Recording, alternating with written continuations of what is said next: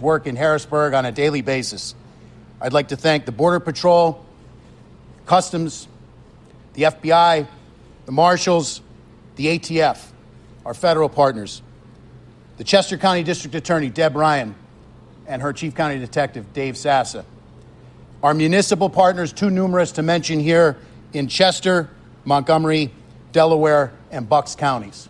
We could not have done this without everyone. I would like to thank, from the bottom of our hearts, the members of the Pomar Lynn Fire Company. I know the media has been in and out of here. The hospitality that they have shown us, the logistics that you need to bring to bear in an operation like this, we would have been hard-pressed to do that without them being good hosts to us. Lastly, but certainly not least in any way, shape, or form, to the women and men of the Pennsylvania State Police, thank you. Thank you for your hard work and your diligence. This is my third manhunt with Lieutenant Colonel George Bivens. It's not lost on me that it was 9 years to the day yesterday for the Blooming Grove ambush. And in all of those operational cycles, there is no person who enjoys more of my trust and confidence. He was tasked with standing this operation up. My confidence in him is marrow deep. He is the consummate professional, and I would now like to turn it over to Lieutenant Colonel Bivens to give you the operational rundown of the capture of Cavalcante. Lieutenant Colonel Bivens.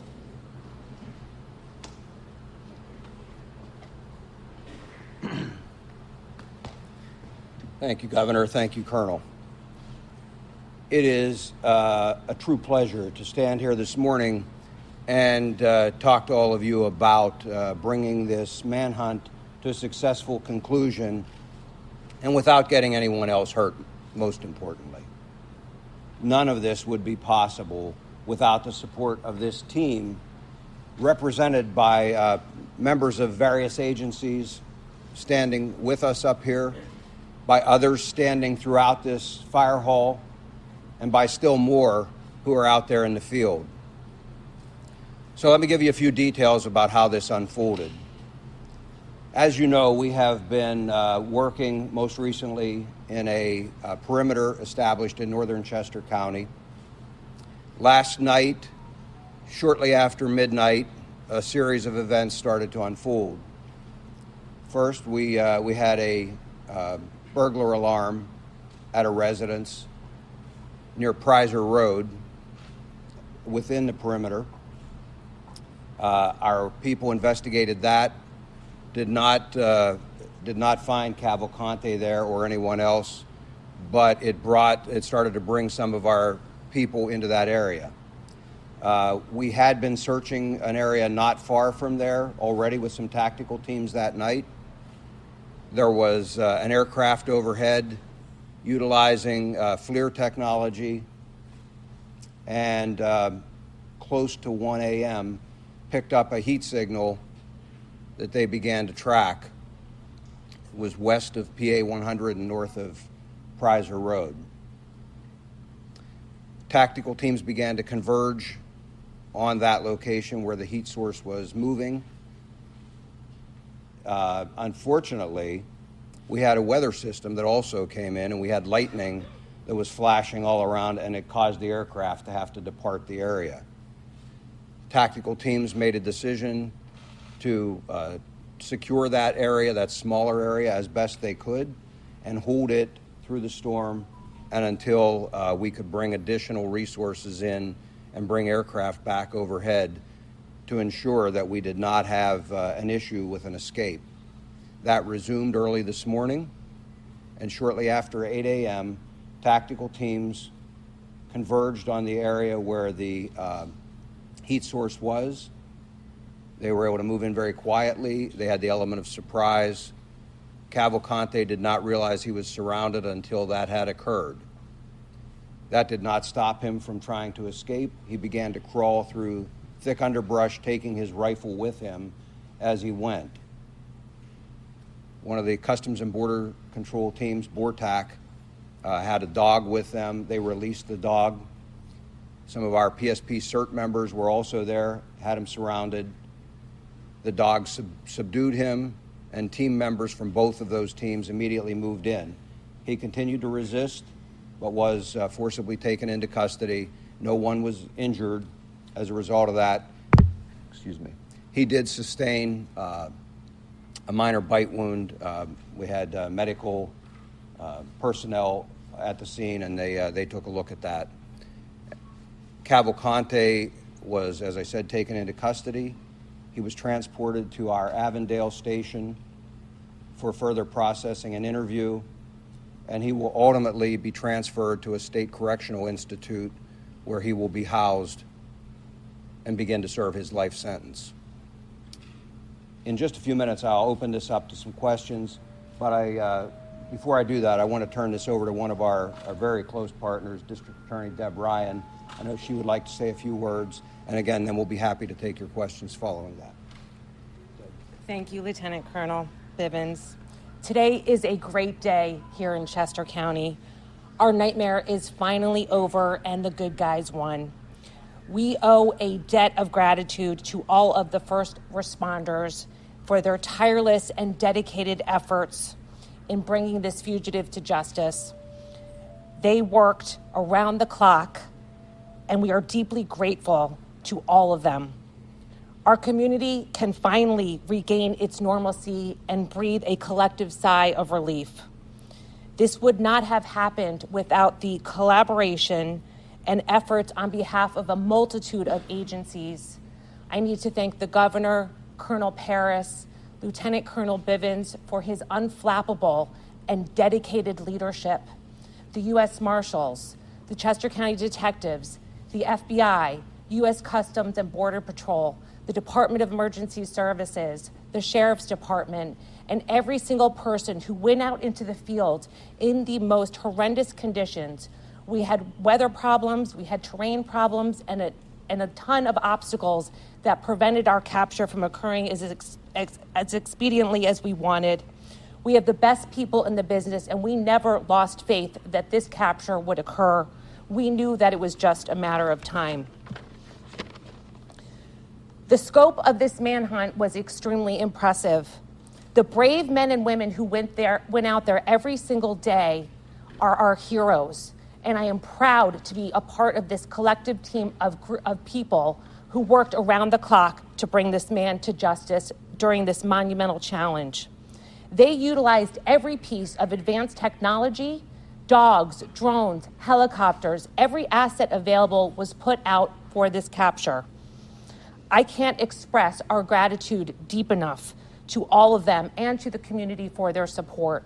We received dozens and dozens of donations, well wishes, and kind support from everyone in the community, and we thank this firehouse for housing us. We know we disrupted their lives for a while. One of the first calls we made upon learning about this capture was to the Brandow family, who, as you can imagine, had been living in a complete nightmare. They are so grateful to the men and women who helped with this capture. They can now finally sleep again.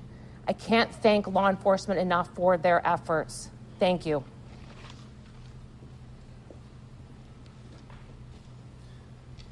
Okay, with that, we will be happy to take your questions. Yes.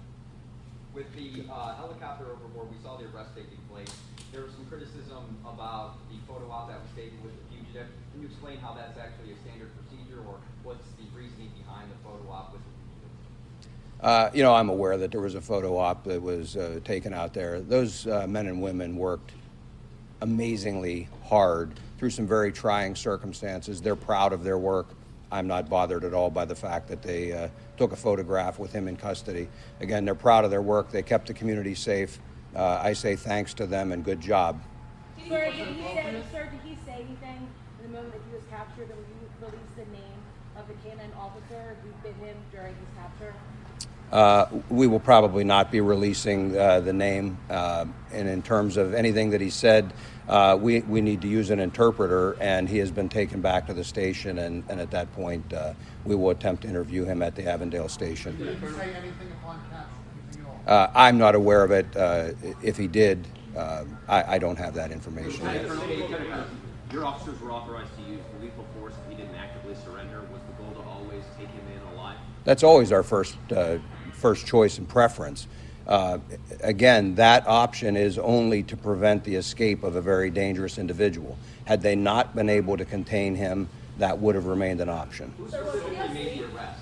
Which organization? It was a combination. It was a combined group of the Border Patrol and PSP. When he was captured, when he went into the van, he was stripped and had his tattoos photographed. Is that normal procedure? Yes. When the thermal imaging happened at 1 o'clock, was he in the same location when you found him? Wait, I'm sorry. You'd ask first, man. Was he asleep when you found him? He was proned out. I've not been told that he was asleep. I'm told that he was proned out trying to hide and then began to crawl away. Was it the same location when you got the thermal imaging at 1 when you found him at 8? It was in that close proximity to that, yes. What was he about whether anyone was helping him? No one was assisting him at that point.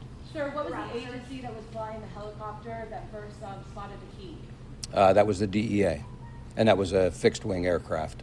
Were you worried as law enforcement that you had to down the plane and there could be another chance for escape? I mean, that's obviously the plane had to land, but what kind of risk did you have to calculate with that? Well, you know, as I've told you throughout this investigation, there are always things we have to contend with. Everything isn't scripted and doesn't go perfectly.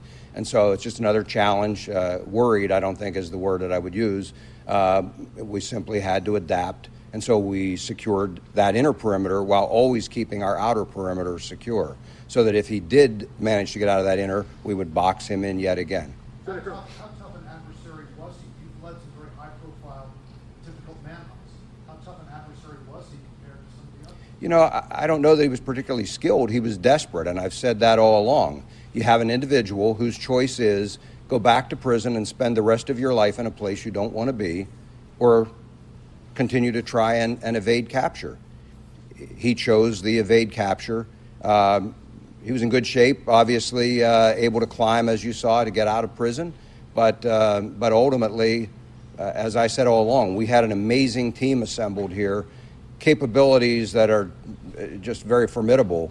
And I was confident all along that he would eventually be captured. And ultimately, this team, and I credit all of them, for bringing together their collective experience, the resources, and being able to apply that and capture him. It's never easy to find someone who doesn't want to be found in a very large area. Sir, previously you said you were reserving comment on if anybody was helping him throughout the search. I know you said no one helped him this morning.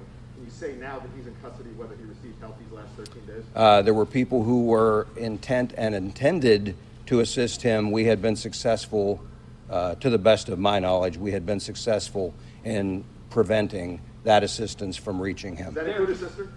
Yes. There had been some frustration, some criticism from the public as this was stretching on. Now that it's over, do you consider this anything other than a success? No, it was absolutely a success. And I got to tell you, I think by and large the public stayed amazingly supportive.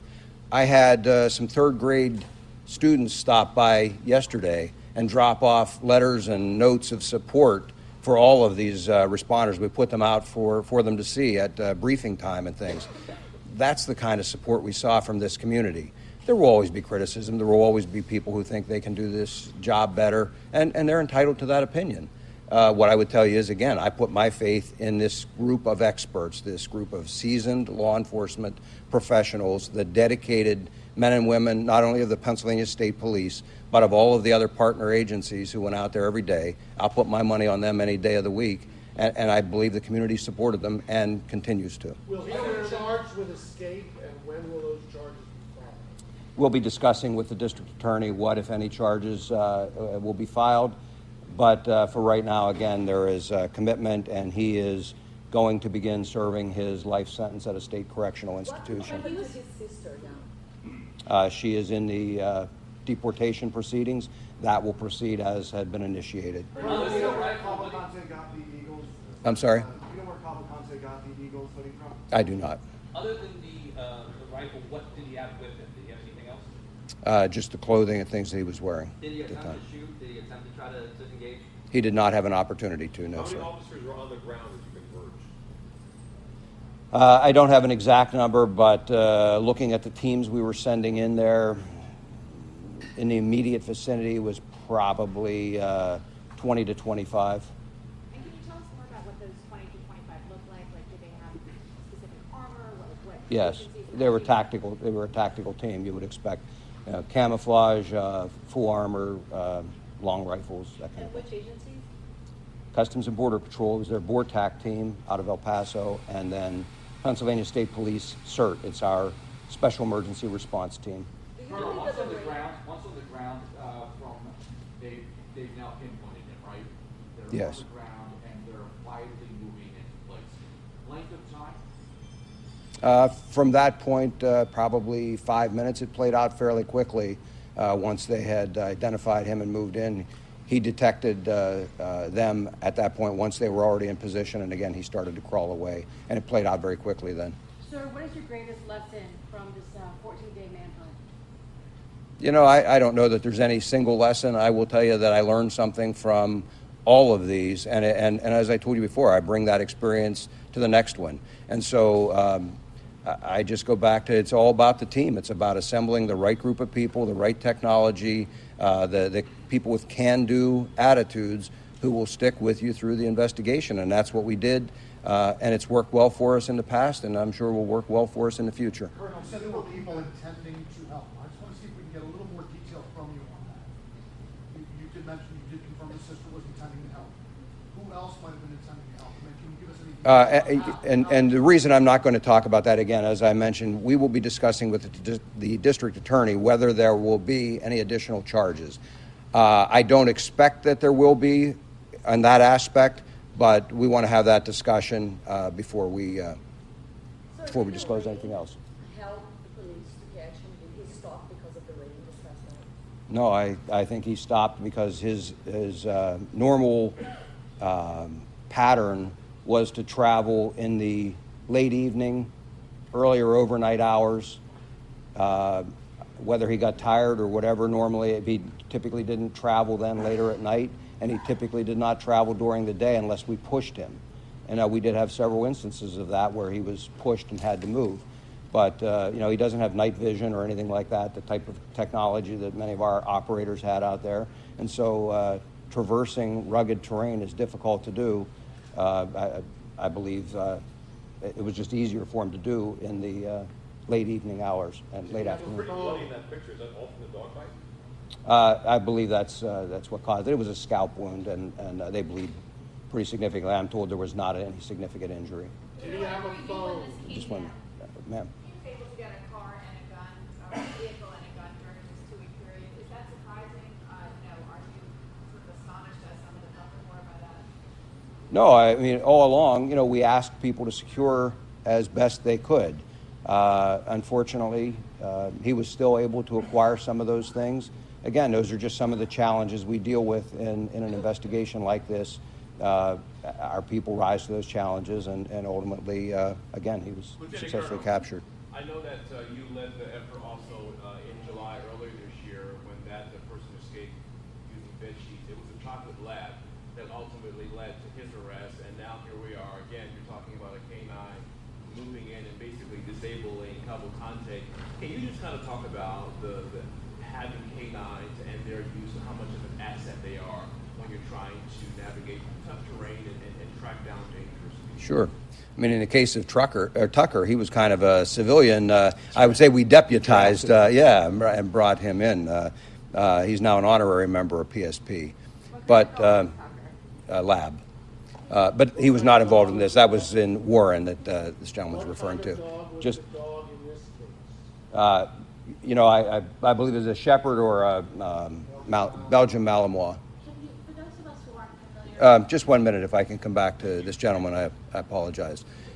In any event, canines play a very important role, not only for tracking, but also for, just like in a circumstance like this, safely capturing someone. Far better that we're able to release a patrol dog like this and have them subdue the individual than have to use lethal force. And so, again, our preference is always to use other means. Canines play a very important role.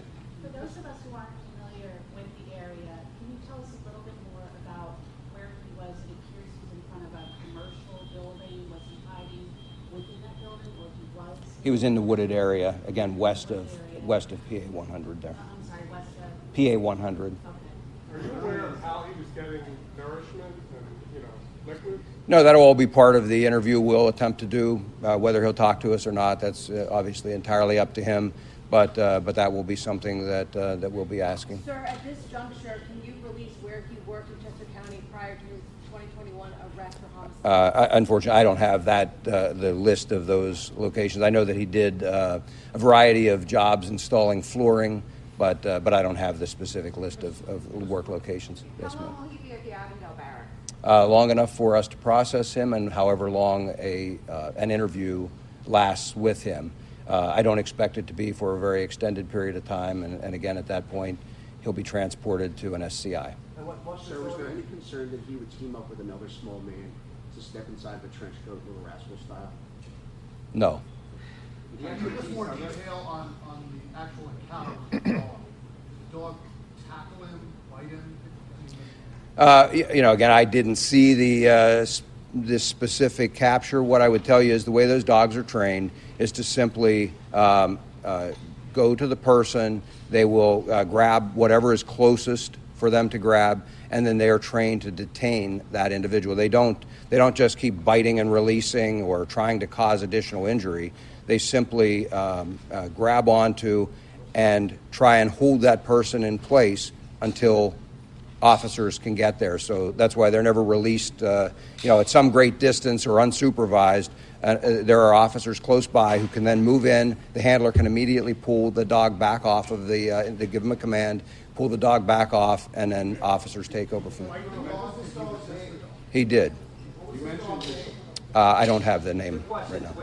Was there any body cam footage or doggy cam footage in the situation of him getting the arrest, of anything happening? Not that I'm aware of, And sir. then secondly, Border Patrol, are they here?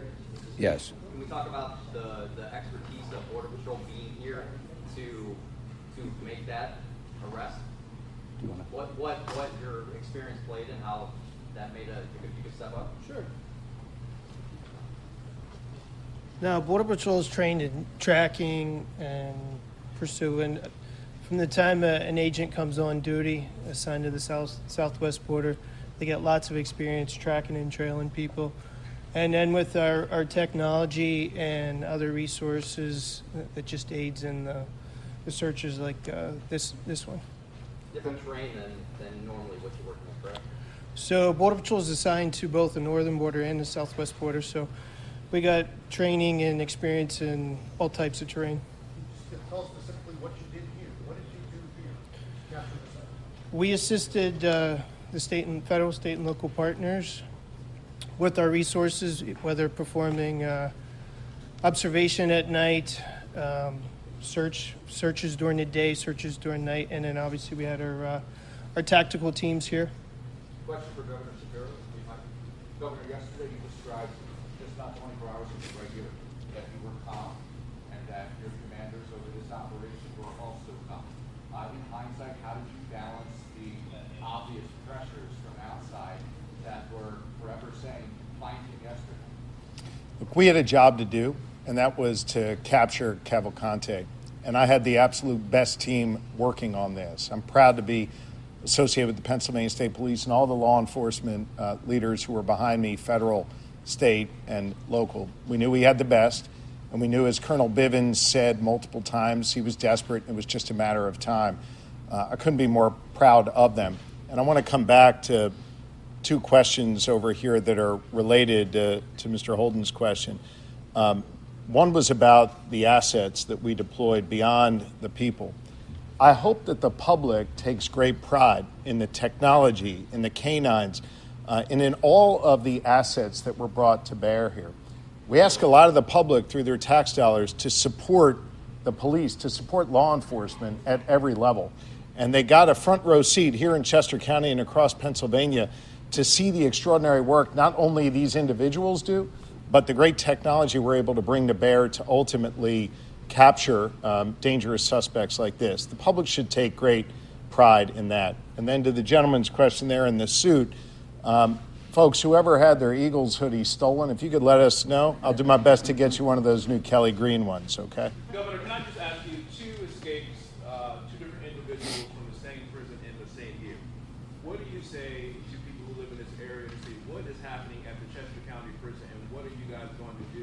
moving forward to try and prevent this kind of thing from ever happening again?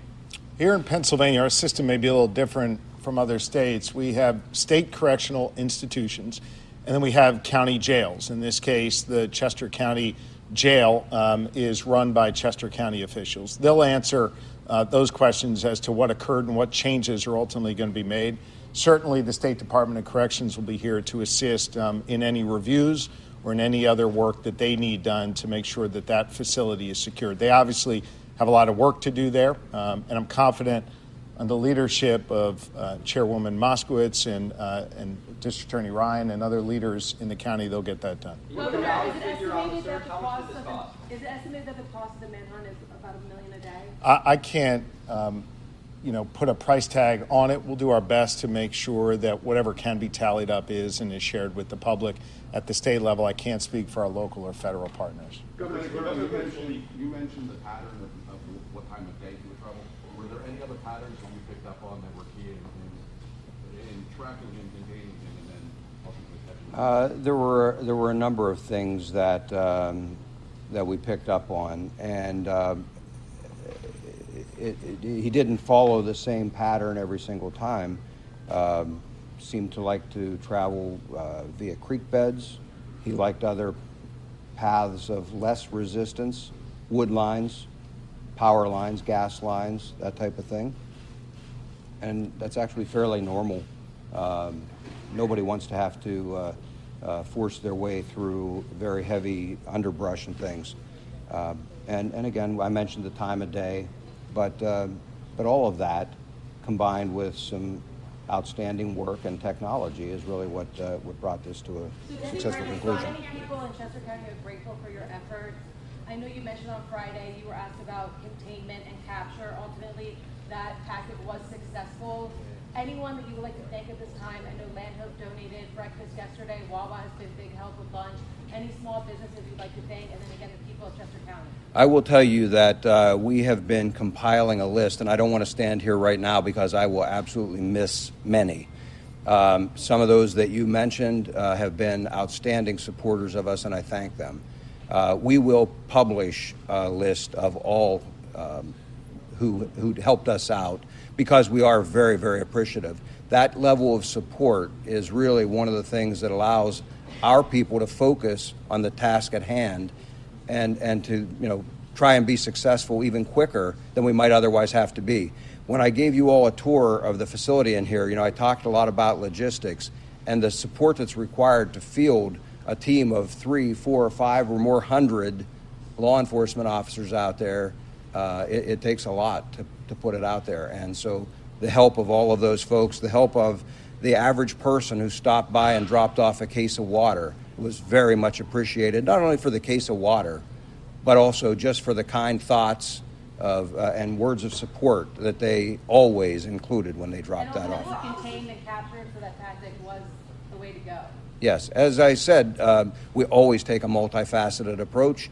And so depending on the circumstances, there's always a contingency, and we're always prepared to move in whatever direction we need to. Were officers wearing body cameras, and will that footage be released? I'm sorry? Were officers wearing any body cameras, and will that footage? I don't believe any officers on the tactical teams had them on. The type of aircraft involved here with the heat-seeking equipment, was that a DEA aircraft? Was it fixed-wing, drone, helicopter? Also, did the arrest happen in South Covington Township?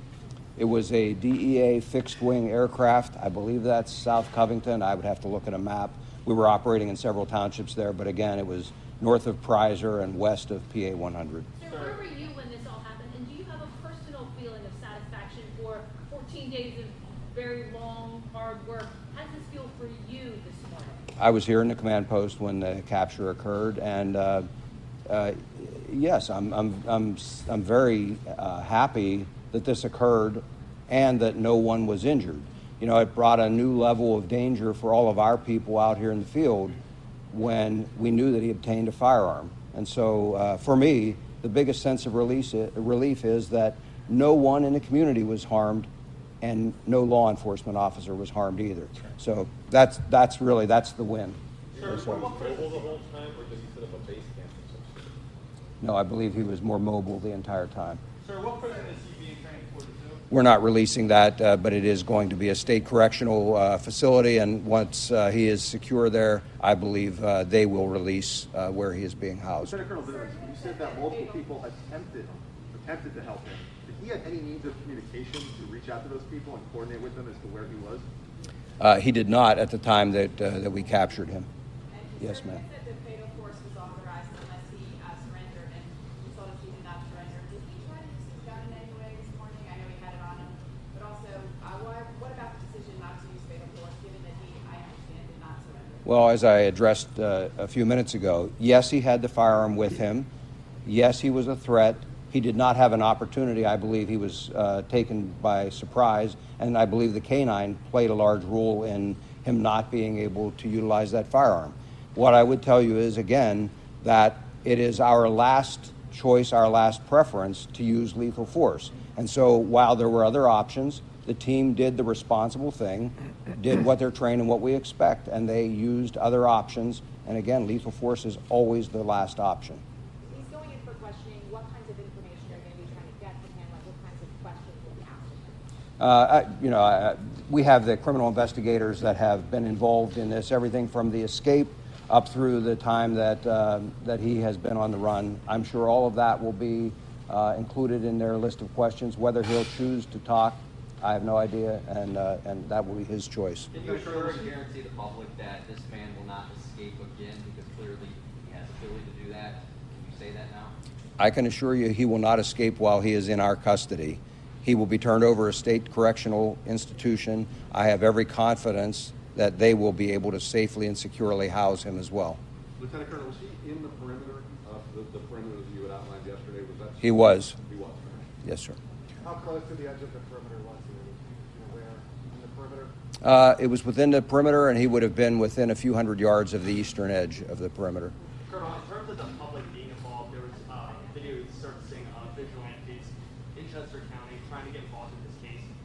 Moving forward, if something like this happens again, what would you tell the public in regards to getting involved in a case like this? I would ask them the same thing that I asked this time, and that is, please don't come out and try to become involved like that. You potentially take away resources that would otherwise be spent on the search trying to deal with those individuals, and we don't want one of them to get hurt unintentionally. How far was the capture from where the burglary happened last night? Within a quarter mile. Colonel, once processed, It wasn't a burglary. It was an alarm, by the way. But once processed, any idea of the ballpark time until transfer? it depends on whether he is cooperative and is interviewed. That could take minutes to hours, but I don't have the answer yet. Whether he's, I'm not aware of that. Sir, do we know if his sister and mother entered the country via Puerto Rico as well? I don't believe his mother is here, and I don't have that information immediately available here about where they entered.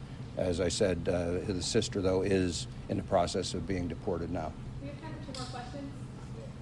Lieutenant Colonel, after everything that you've been through, seeing with Cavalcante, once that interpreter is there, do you plan on having a conversation with him, asking him anything about all this? No. The investigators are quite competent.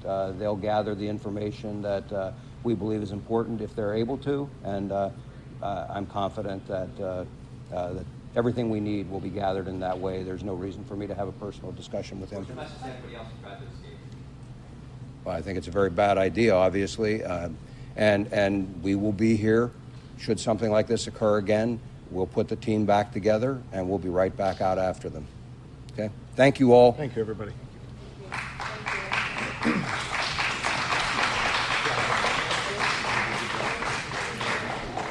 After 2 weeks on the run, Pennsylvania authorities say Danilo Cavalcante was arrested this morning, and we heard from Governor Josh Shapiro. It was